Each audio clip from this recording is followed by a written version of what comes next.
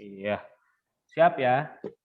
Tadi Bapak di sini menyinggung tentang praaksara ya. Materi kita praaksara, masa Indonesia ketika praaksara atau kehidupan awal masyarakat di Indonesia. Tadi Bapak menyinggung ada praaksara, ada prasejarah.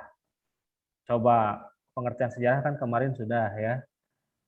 Mau tanya Bapak, yang lebih tepat untuk menyebut kehidupan semasa manusia sebelum mengenal tulisan itu adalah prasejarah atau praaksara.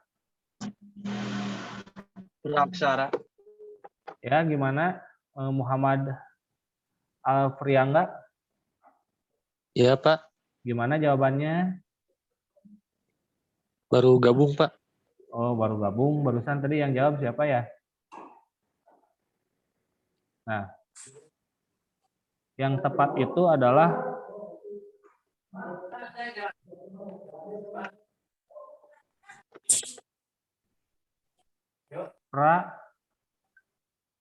Praksara. Sejarah atau praaksara. Oke. Coba yang lebih tepat yang mana? Satu orang boleh jawab. Praaksara, Pak. Praaksara. Yang ini. Aksara. Alasannya apa alasannya? Kenapa praaksara? Zaman praaksara kan disebut juga sebagai zaman nirleka, Pak. Atau Nirleka. zaman yang belum ada tulisan. Zaman sebelum ada tulisan. Tulisan. Oke. Bagus. Ada yang lainnya? Boleh? Ada yang lainnya yang mau berpendapat? Zaman praaksara itu adalah zaman sebelum mengenal. Maaf ya, tulisannya bagus. Tulisan. Oke. Kenapa enggak prasejarah? Ada yang tahu enggak alasannya apa? Kenapa enggak zaman prasejarah? Nggak nyambung, Pak. Enggak nyambungnya gimana? Coba kita diskusi aja lah model belajarnya kalau Bapak senangnya kayak gini.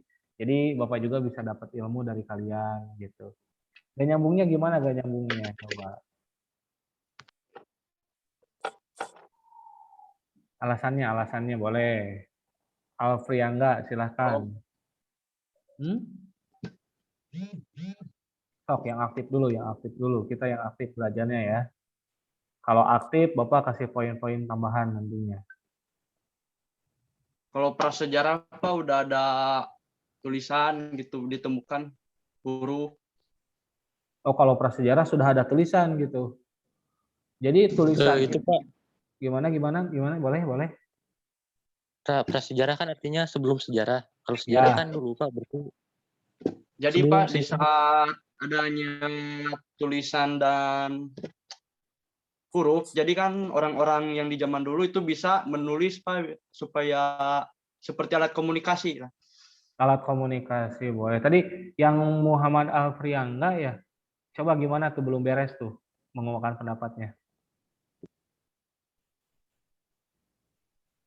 Boleh Muhammad Alfriangga, tadi pendapatnya belum beres tuh, baru kepotong tadi. Iya, Pak.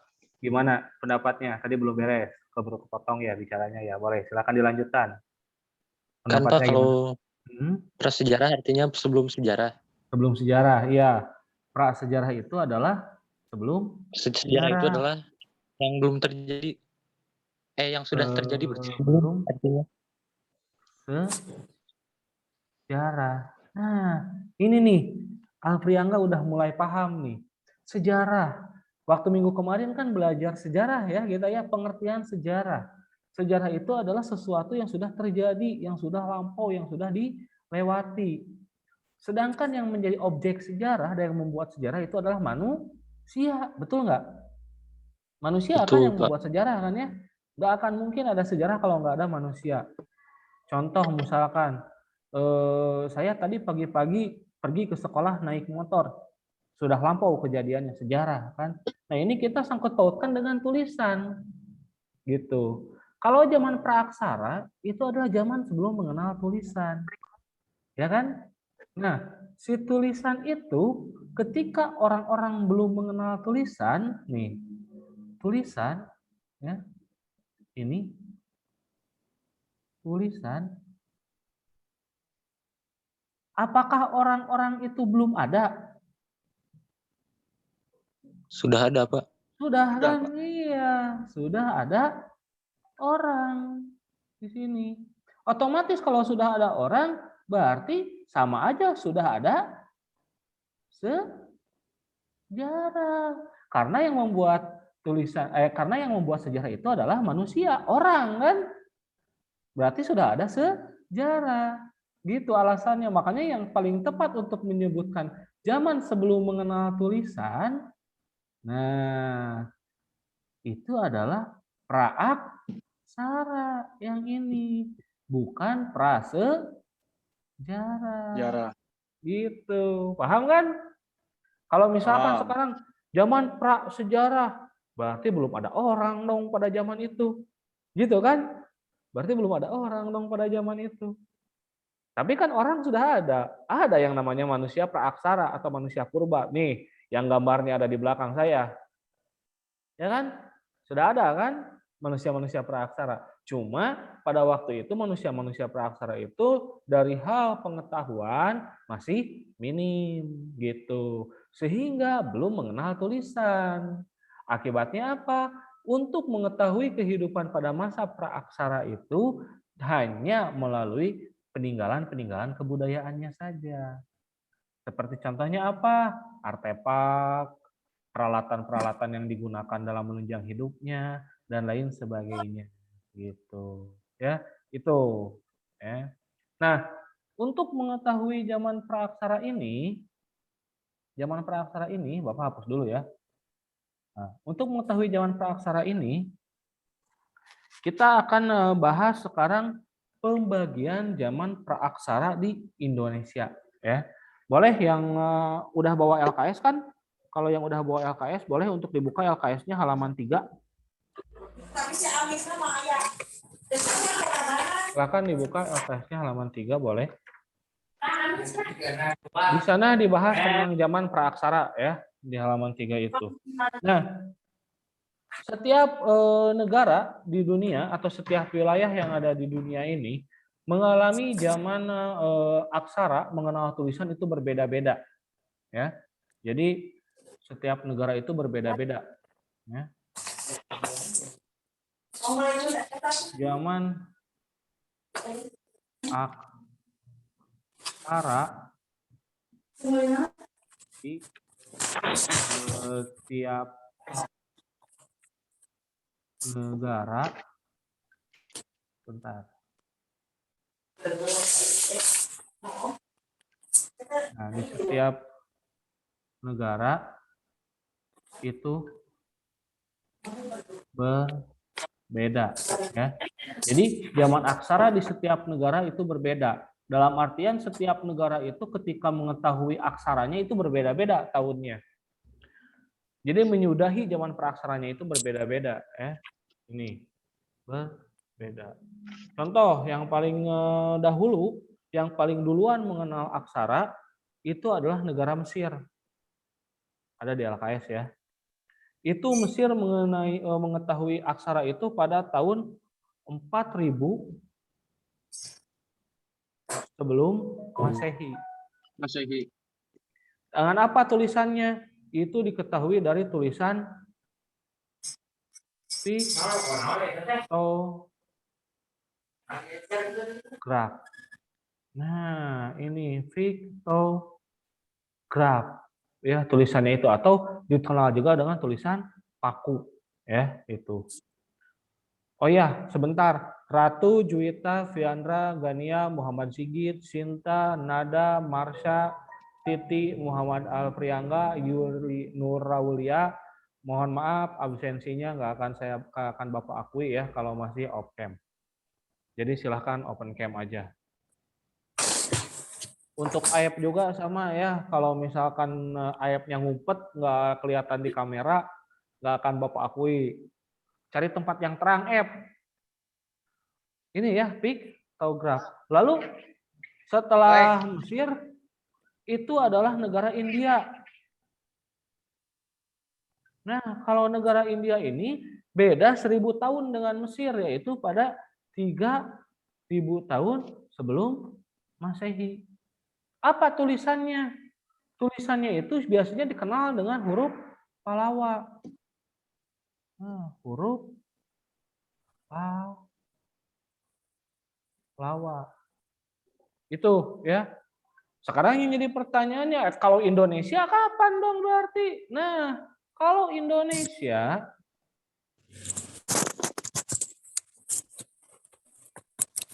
itu adalah 400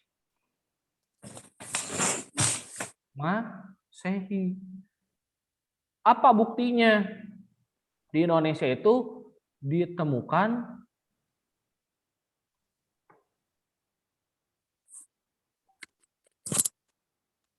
prasasti Yupa dari kerajaan Kutai. Kutai Kartanegara tuh ya.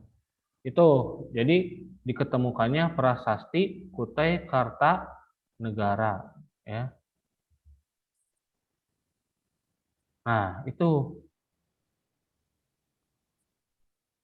Lalu apa sih bedanya sebelum Masehi dan Masehi? Nah, di sini awas. Jangan sampai salah. Apa bedanya sebelum Masehi dengan Masehi? Ini yang harus kita pahami dulu ya, kita sepakati dulu. Kalau sebelum Masehi itu penyebutan tahun dari mulai bumi ada sampai dengan tahun 0.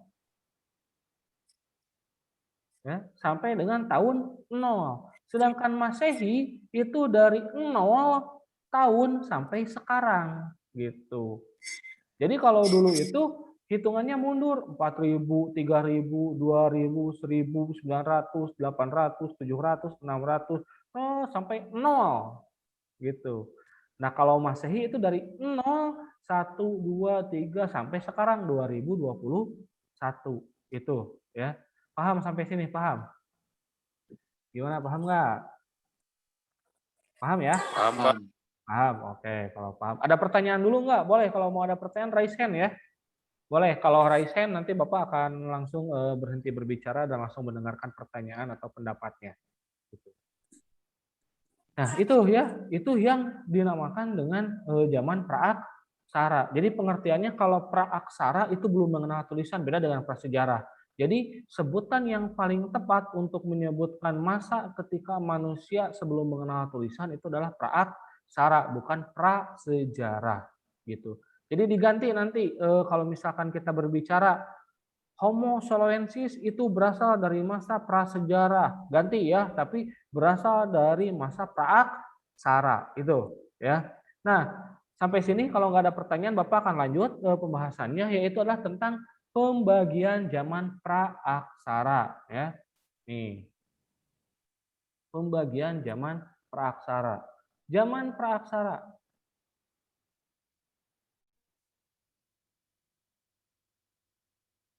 Nah, kalau zaman praaksara ini biasanya dibagi menjadi dua. Ada yang berdasarkan lapisan tanah atau ilmu geologi, ada yang berdasarkan dari peninggalan kebudayaannya atau biasa disebut dengan arkeologi gitu. Ini bedanya ya. Kalau geologi ini adalah ilmu yang mempelajari lapisan tanah. Kalau arkeologi ini mempelajari tentang peninggalan kebudayaan. Itu ya bedanya. Geologi ilmu yang mempelajari lapisan tanah, kalau arkeologi peninggalan kebudayaan. yaan. Itu bedanya ya. Nah, sekarang pernah belajar tentang teori terbentuknya planet bumi nggak? Coba jawab dulu. Pernah belajar tentang teori terbentuknya planet bumi nggak?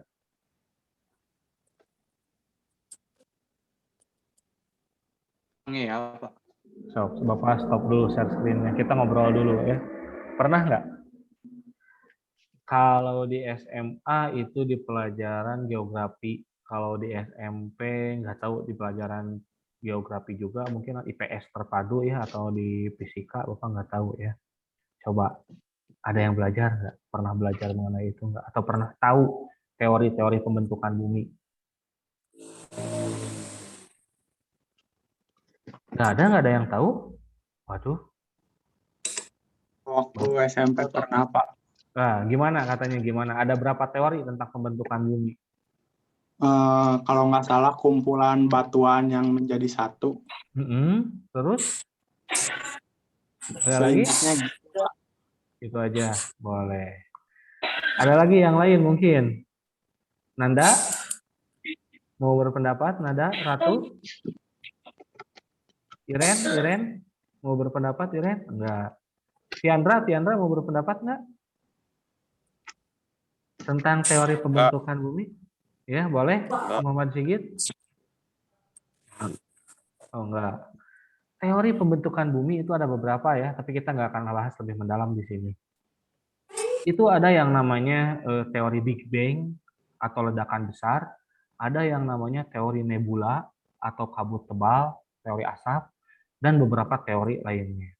Kalau menurut teori Big Bang gitu kan, dentuman besar, ledakan besar, konon katanya bahwa bumi itu terbentuk karena adanya suatu ledakan yang besar. Sehingga dari ledakan besar itu terpecahlah menjadi beberapa galaksi, menjadi beberapa planet dari galaksi itu. Gitu. Sedangkan teori nebula atau kabut asap, konon dulu itu katanya ada yang namanya kumparan awan.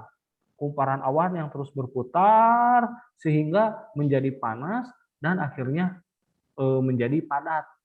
Nah, dari padat itu akhirnya menjadilah bumi katanya. Itu ya, ada dua gitu. Nah, sekarang di sejarah kita bahas dulu yang pertama tadi, pembagian zaman praaksara berdasarkan geologi atau lapisan tanahnya gitu. Kita bahas ya. Itu ada di LKS halaman 3. Oke, Bapak share screen lagi ya.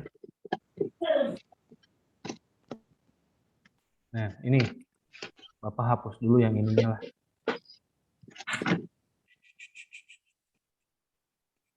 Nah, menurut geologi. Nah, kalau menurut geologi tadi ada yang namanya itu adalah ada yang namanya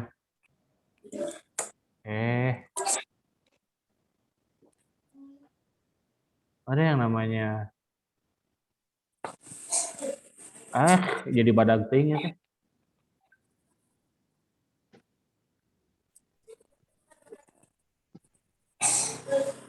Ada yang namanya Arkaikum ya. Terus ada yang namanya Paleozoikum, ada yang namanya Mesozoikum, ada yang namanya Neozoikum. Nah, kita bahas yang Arkaikum. Kalau udah Arkaikum, ini adalah awal sekali ketika bumi baru terbentuk. Kalau menurut buku itu katanya 2.500 juta tahun yang lalu katanya ya. Kebayang ya 2.500 juta tahun yang lalu. Itu katanya awal sekali bumi itu terbentuk. Pada awal sekali bumi terbentuk, itu katanya bumi ini masih cair. Masih belum padat dan keadaannya itu masih sangat panas. Jadi di bumi ini tidak ada yang namanya kehidupan gitu. Jadi pada zaman Arkaikum ini tidak ada kehidupan. Nah, tidak ada kehidupan. Jangankan manusia, hewan pun juga tidak ada. Berarti mungkin kalau tadi penyebutan zaman prasejarah, kalau untuk zaman Arkaikum, mungkin itu tepat ya. Zaman ketika tidak ada kehidupan prasejarah, belum ada manusia.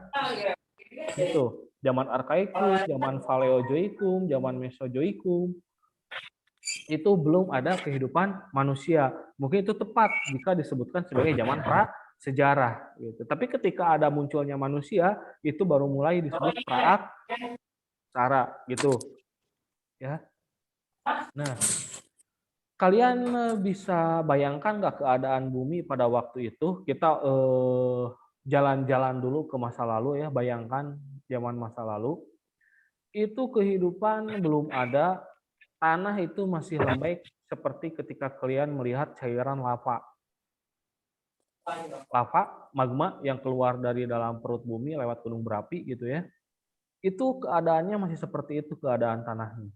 Bahkan sampai sekarang juga bumi itu memang keadaannya seperti itu. Kalau bumi diiris, dibelah si bolanya, nih kan gini bulat ya, itu terbagi menjadi beberapa lapisan. Nah, yang paling dalam ini dinamakan inti bumi. Ya. Sedangkan inti bumi ini masih berbentuk panas, cair ini. Nah, kita itu berada di atasnya, di sini di permukaan bumi. Nah, ini kita di sini. Nah, ini yang ada di lapisan tanah paling atas ini mengambang di lapisan yang paling bawah yang cair itu. Jadi kalau diibaratkan, kalian suka makan bubur nggak? Suka makan bubur kan? Bubur ayam. Mau bubur ayam, bubur Manado, bubur apapun juga itu, yang penting bubur lah ya. Nasi yang dimasak hingga menjadi cair gitu ya. Itu namanya bubur, bukan cair atau jadi lembek sekali, itu namanya bubur. Kalau bubur satu mangkok itu biasanya di atasnya suka ada toppingnya kan? Ada bumbu pelengkapnya. Ada suiran ayam, terus ada apa lagi? Kerupuk, ada seledri, ada kacangnya, ada ususnya, telur, mantep ya. Cakwe, jadi hayang dahar bubur ya. Bahaya. Bayangkan semangkok bubur ya. Nah, bawahnya itu kan lembek kan ya, bawahnya itu lembek bubur itu. Nah, benua itu yang kita duduki sekarang, kita duduki lagi. Saya mah lagi duduk di kursi ya ini. Yang kita pijak sekarang, tanah yang kita injak-injak sekarang itu adalah topping-toppingnya. Tadi kerupuk, terus ada apa lagi tadi tuh? Seledri, kacang, suiran ayam, cakwe. Nah, itu kita lagi berdiri di atas toppingnya itu. Jadi makanya tak heran, karena bumi ini dalamnya lembek, maka tak heran suka ada yang namanya pergeseran tanah. Nah, dari pergeseran tanah itu akhirnya suka terjadi gempa itu. Ya. Nah, dari zaman Arkaikum sampai sekarang inti bumi itu masih lembek. Masih seperti itu. Ya. Gitu maksudnya, penjelasannya. Nah, kebayang pada waktu dulu yang namanya lapisan yang lembeknya itu bukan hanya di inti bumi, tetapi sampai ke permukaan bumi. Yang akhirnya apa? Yang akhirnya ya tidak ada kehidupan di bumi ini, gitu. Belum ada kehidupan pada zaman Arkaikum ini, gitu. Nah, sekarang kita bahas yang kedua, Paleozoikum. Nah, zaman Paleozoikum ini terbentuk pada 340 juta tahun yang lalu. 340 juta tahun yang lalu. Di sini nih, ini mulai ada yang namanya kehidupan, tetapi dinamakan dengan hewan bersel satu. Hewan bersel satu ya. Apa aja hewan bersel satu itu? Contohnya amuba, Bakteri. Eugene Paradise, bakteri, Eugene Faraday ya, dan lain sebagainya. Pokoknya hewan bersel satu itu biasanya mikroskopik. Jadi tidak terlihat oleh mata secara langsung, melainkan harus menggunakan alat mikroskop gitu. Dan kedua, ciri kedua, hewan bersel satu itu biasanya berkembang biak dengan cara membelah diri. Gitu. Ya. Jadi dua gitu, membelah diri ya, gitu. Nah, selain hewan bersel satu, pada masa Paleozoikum ini pun juga ini ada muncul, yaitu adalah hewan-hewan amfibi. Tadi bersel satu dengan hewan amfibi. Apa sih hewan amfibi? Hewan amfibi apa hewan amfibi? Hewan yang hidup di dua dunia. Dua dunia. Bahaya atau dua dunia mah, bisa-bisa dunia gaib yang dunia nyata. Di dua Di laut. alam. Nah, di dua alam yang berbeda gitu ya, bukan dua dunia atau sieun dua dunia mah horor kadituna. Jadi geura aya uka-uka. Di dua alam yang berbeda. Contoh di darat dan di air. Apa aja contohnya? Banyak, ada katak. Terus apa lagi coba? Hewan yang hidup di dua dunia. Dua dunia. Dua alam yang berbeda. Buaya daratnya. Terus naon deui sok? Ada lagi nggak? Kuda Nil itu berendam itu ya. Dia nggak bisa menyelam. Kalau kuda Nil nggak bisa menyelam itu.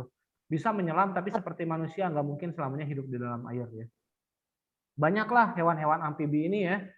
Tapi yang paling familiar itu katak ya, frog, bangkong korodok. Nah itu muncul pada zaman Paleozoikum.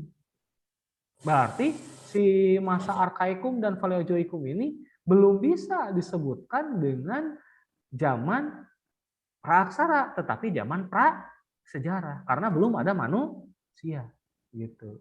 Ya. Yang selanjutnya Mesozoikum. Nah, kalau Mesozoikum ini tandanya apa? Muncul ya hewan-hewan reptil besar. Dinosaurus. Nah, ini zaman Mesozoikum. Selain muncul dinosaurus, di sini juga muncul adalah hewan mamalia.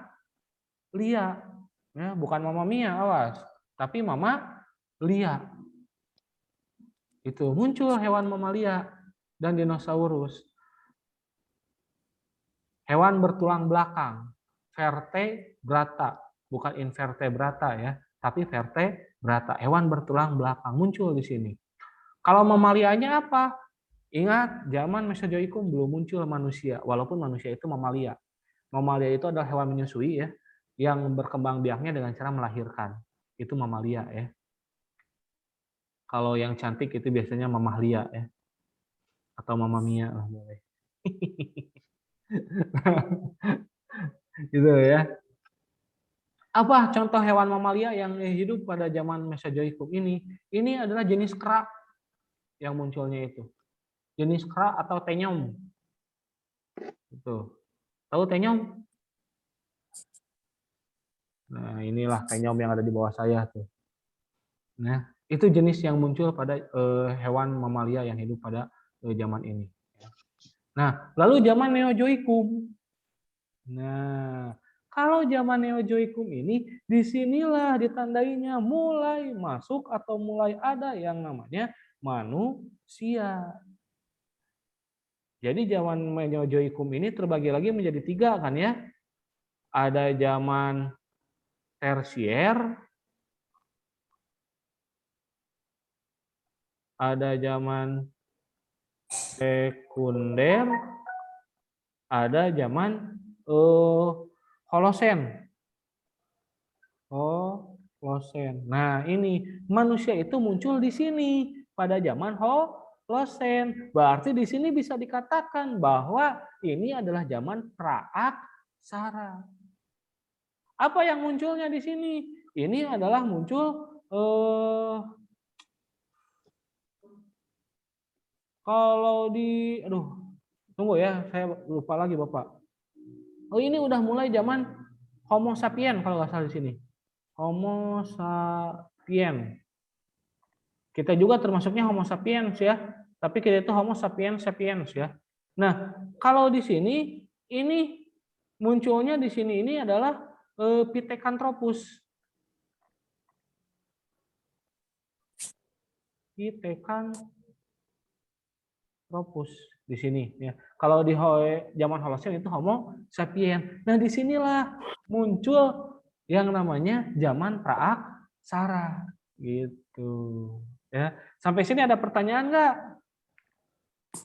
Karena waktunya sudah habis nih, Bapak nyuri jam pelajaran berikutnya. Pelajaran terakhir ya kita ya. Pelajaran terakhir kita itu. Ada pertanyaan nggak sampai sini? Mangga. Udah lebih sekitar 2 menit ya. Boleh kalau mau bertanya dulu sebelum Bapak tutup untuk pembelajaran ini. Nah, minggu depan kita bahas tentang pembagian zaman praaksara menurut ilmu arkeologi ya. Kalau sekarang kan menurut geologi, minggu depan menurut arkeologi gitu. Gimana? Ada pertanyaan dulu nggak sampai sini? Mangga. Sok, jangan takut untuk aktif ya, karena yang aktif akan Bapak berikan poin tambahan di setiap pembelajarannya. Gitu. Boleh, ada pertanyaan dulu nggak? Atau nggak ada? Kalau Pak, ya gimana revival? Boleh. Kalau zaman di mana musnahnya dinosaurus kapan Pak? Di zaman apa? Zaman apa ketika mulai musnahnya dinosaurus? Zaman musnahnya dinosaurus, tunggu ya. Itu pada zaman tersier. Zaman tersier atau pada masuk zaman Neozoikum itu dinosaurus mulai musnah. Gitu. Kenapa? Karena kehidupan pada zaman ini mulai stabil kan ya. Terus terjadi juga yang namanya itu pembukuan. Ada yang namanya zaman es pada zaman Neozoikum ini. Nah, si dinosaurus itu ketika setelah zaman es itu mulai dunia itu agak memanas kembali, muncullah yang namanya itu gunung-gunung berapi. Nah, ketika gunung berapi itulah yang memusnahkan dinosaurus itu. Banyak dinosaurus yang musnah dari letusan-letusan gunung tersebut gitu. Jadi banyak yang ketimpa gunung Merapi itu gitu. Ya, Bapak stop dulu share screen-nya. Itu jadi revival ya, gimana? Bisa dipahami nggak? Atau ada lagi? Boleh yang bertanya. Atau ada pendapat dari yang lainnya boleh? Ada pendapat dari yang lainnya juga boleh, mangga. Pak, aku mau nanya. Boleh, Iren, boleh. Berarti yang tadi Bapak jelasin itu sudah Masehi atau sebelum Masehi? Itu masuknya kepada sebelum Masehi. Gitu ya. Itu sebelum Masehi, karena zaman Masehi itu adalah buat zaman penanggalan yang kalau nggak salah yang dibuat oleh Yunani kalau nggak salah itu ya, penanggalannya itu kalendernya itu. Ini berarti sebelum Masehi kita bahasnya ya, sebelum Masehi. Kalau berhubungan dengan zaman praaksara itu berarti berhubungannya dengan zaman sebelum Masehi gitu. Kalau sudah masuk kerajaan-kerajaan, nanti dibahas tentang kerajaan apa, itu sudah masuk kepada Masehi gitu ya. Itu penanggalannya. Ada lagi boleh? Silahkan, mangga. Terima kasih Rah, Revival sama Iren. Bapak catat di sini namanya, Bapak tandai. Yang lainnya gimana? Ada pertanyaan lagi nggak? Atau mau berpendapat boleh? Atau mau menambahkan juga boleh?